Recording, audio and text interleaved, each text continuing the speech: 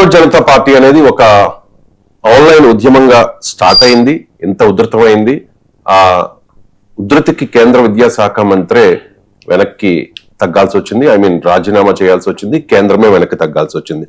సరే, ఇప్పుడు మరో 2 ఆన్లైన్ ఉద్యమాలు తెరపైకి వస్తూ ఉన్నాయి. E20 పెట్రోల్ ను వ్యతిరేకిస్తూ E20 జనతా పార్టీ అనే ఒక ఆన్లైన్ మూవ్మెంట్ స్టార్ట్ అయింది. దాంతో పాటు రిజర్వేషన్లు ఆపేయాలి, రిజర్వేషన్ హటావో ఆందోళన్ RHA పేరుతో ఆన్లైన్ లో ఒక ఉద్యమం స్టార్ట్ అయింది. సార్, E20 విషయంలో కేంద్రం వెనక్కి తగ్గుతుందా? అండ్ మరి రిజర్వేషన్లు అంటే చాలా సున్నితమైన అంశం. ఈ విషయంలో కేంద్రం ఎలాంటి ఆలోచన చేసే అవకాశం? కేంద్రం ఎలాంటి చేస్తుందో నేను ఎలా ఊహించగలను? మీరు కేంద్రాన్ని అడగాలి, నన్ను అడిగితే నేనేం చెప్పగలను? కేంద్రం ఏ రకంగా ఊహిస్తుంది అనేది స్పెక్యులేషన్ నేను ఎప్పుడు చేయను. మనం చాలాసార్లు మన విశ్లేషణలో మళ్ళీ చెప్తున్నా, ఐ కెనాట్ స్పెక్యులేట్ కేంద్రం ఎలా ఊహించుతుంది, ఎలా ఆలోచిస్తుంది అని. అది కేంద్రం పని. కానీ ఎలా చెయ్యాలి మాత్రమే నేను చెప్పగలను. E20 పెట్రోల్ అయితే జెన్యూన్ కన్సర్న్. అది దానికన్నా ముఖ్యమైనది అంటే ఇది ప్రభుత్వానికి ఏ రకమైన సవాళ్ళను ఇస్తుంది అనేది ముఖ్యం. సో ప్రభుత్వం ముందు మీకు ఈ కాక్రోచ్ జనతా పార్టీ ఉద్యమము, ఈ పేపర్ లీక్స్ ఒక పెద్ద సవాల్ని క్రియేట్ చేసింది. ఎందుకంటే బీజేపీ సపోర్ట్ బేస్ ను ఇది ఎఫెక్ట్ చేసింది కనుక మీకు E20 పెట్రోల్ కూడా బీజేపీకి ఉన్నటువంటి సపోర్ట్ బేస్ కూడా ఎఫెక్ట్ చేస్తుంది. ఎందుకంటే paper leaks and E20 petrol ప్రజలందరి సమస్య, మీకు అన్ని వర్గాల సమస్య కనుక ప్రజల్ని అన్ని రకాల అస్తిత్వాలను అధిగమించి ఏకం చేయగలుగుతుంది. ఇప్పుడు రైతు ఉద్యమానికి వచ్చేవారికి ఏం చేశారు? రైతులకు మాత్రమే సంబంధించింది కనుక తప్పించుకోగలిగారు. అందులో వరి, గోధుమ పండించే రైతులే రైతుల ఇతర మరి గిట్టుబాటు ధరలు అందరికి మీరు మినిమం సపోర్ట్ ప్రైస్ మిగతా వాటికి లేవు కదా అన్నారు. పంజాబ్, హర్యానా, వెస్టర్న్ ఉత్తరప్రదేశ్ రైతులు ఇతర రైతులు అంతగా పాల్గొనలేదు కదా అన్నారు. అలా తప్పించుకోగలిగారు. మీకు సిటిజన్షిప్ అమెండ్మెంట్ యాక్ట్ అయితే వాస్తవంగా అనుకూలంగా ఉపయోగించుకోలేదు బీజేపీ. ఎందుకంటే మైనారిటీల ఉద్యమంగా నడిచింది కనుక, ప్రొజెక్ట్ అయింది కనుక. సో మీకు ఈ paper leaks and E20 petrol వచ్చే వరకు ఇది ఏ రకమైన అభాండాలు మీరు వేయలేరు. అందుకే మీరు ముందుగా ఈ పేపర్ లీక్ ఉద్యమం వచ్చినప్పుడు దీనికి విదేశీయులు ఉన్నారని, అర్బన్ నక్సలైట్లు ఉన్నారని, దేశద్రోహులు ఉన్నారని బ్రాండ్ వేయగలిగారు. కానీ ప్రాక్టికల్ గా అది సాధ్యమయ్యే పని కాకుండా పోయింది.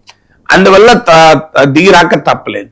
రేపు E20 పెట్రోల్ వెనకాలకు కూడా ఉన్నవారు ఎవరని మొదలు పెడతారో, దీని వెనకాల పెట్రోల్ లాబీ ఉంది, డీజిల్ లాబీ ఉంది అని అటాక్ మొదలు పెడతారు. కానీ ఇది ప్రతి ఒక్కరిని ఇంక్లూడింగ్ బీజేపీ ఓటర్లను, బీజేపీ నాయకులకు కూడా ఇబ్బంది పెడతారు ఈ ఇష్యూస్. అందువల్ల బీజేపీ రెక్కాటంలో పడాల్సిన పరిస్థితి నెట్టివేయబడుతుంది. ఎందుకంటే డిఫెండ్ చేసుకోవటానికి అవకాశం లేని అంశం. తన పార్టీని సమర్థించే వారు కూడా ఈ విషయంలో వ్యతిరేకిస్తున్నారు. సో ఇది ఒక బీజేపీ ఛాలెంజ్. ఇక రిజర్వేషన్ హటావ్ ఆందోళనే ఉధృత రూపం దాల్స్తే Bharatiya Janata Party very big challenge ఎదుర్కోవాల్సి ఉంటుంది.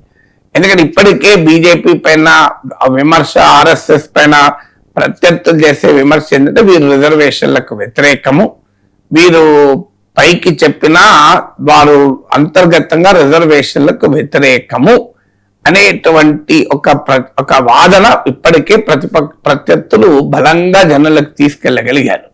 తీసుకెళ్లడమే కాదు, 2024లో బీజేపీ 63 సీట్లు తగ్గడంలో ఇది కీలక పాత్ర పోషించింది. ఎందుకంటే 400 సీట్లు మాకు రావాలి అని బీజేపీ వాళ్ళు ఎప్పుడైతే అన్నారో, 400 సీట్లు కనుక 400 సీట్ బీజేపీకి వస్తే రాజ్యాంగాన్ని మార్చేస్తారు, రిజర్వేషన్లను ఎత్తేస్తారు, సంవిధాన్ ఖత్రేమే హై అనేటువంటి ప్రచారం పెద్ద ఎత్తున ఇండియా కూటమి చేసింది. అంటే రాజ్యాంగం ప్రమాదంలో పడింది, ఆరక్షణ ఖత్రేమే హై, ఆ రిజర్వేషన్లు ప్రమాదంలో పడ్డాయనే క్యాంపెయిన్ ఉత్తరప్రదేశ్ లో భారతీయ జనతా పార్టీని ఎస్పీ కన్నా తక్కువ సీట్లు రావడానికి కారణమైంది.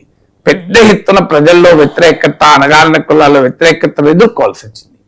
దాని నుంచి బయటపడే లోపే UGC సోషల్ జస్టిస్ నిబంధనలు వచ్చాయి. UGC సోషల్ జస్టిస్ నిబంధనలు అంటే విశ్వవిద్యాలయాల్లో కుల వివక్ష నియంత్రించేందుకు మొదలైన బీజేపీ కోర్ సపోర్ట్ లాబీ అయిన అప్పర్ కాస్ట్లు తీవ్రంగా వ్యతిరేకించారు. మీకు ఉత్తరప్రదేశ్ లాంటి స్టేట్ లో కూడా బీజేపీ ఆఫీస్ బేరర్ రిజైన్ కూడా చేశారు. అంటే బీజేపీ పైన అప్పర్ కాస్ట్ లాబీకి ఉండేటువంటి ఇన్ఫ్లుయెన్స్ కి ఇది ఒక ఉదాహరణ. మీకు అలా మీకు బీజేపీకి నార్త్ లో అగ్రకుల ఓటర్లు ఒక బలమైన పోల్ కాన్స్టిట్యున్సీ.